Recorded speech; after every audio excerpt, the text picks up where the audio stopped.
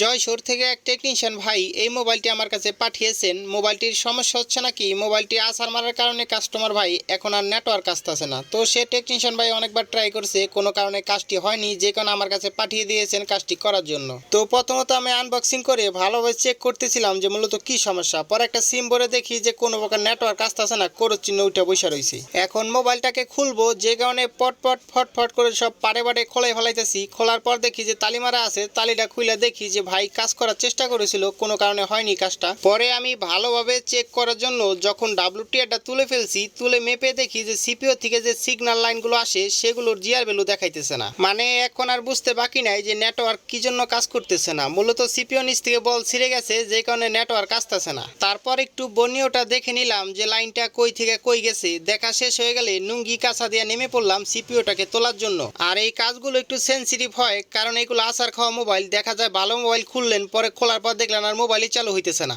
তো যাই হোক, পরে আমি সিপিইউটা তুইলা দেখি যে লাইনগুলো ছিঁড়ে গেছে। পরে বল বানায়া তারপর সিপিইউটাকে ভালোভাবে রিবল করে বসে আর WTRটাও চেঞ্জ করে দিয়েছি। এখন চেক করে দেখার পালা যে এই যে লুঙ্গি কাছা দিয়ে আমি এত পরিশ্রম করলাম, এটা কি সাকসেস হইলো নাকি সব জলে গেল। তারপর চেক করে দেখি যে কাইফা হালুকা আলু দিয়া বালুকা আমার 4G নেটওয়ার্ক চলে পড়ছে, মানে লুঙ্গি কাছা দেওয়ায় কাজ হয়ে গেছে। তারপর একটু চেক ঠেক করতেছিলাম, চেক ঠেক করার পরে ভাইকে আবার পার্সেল করে পাঠিয়ে দেবো জয়সুর।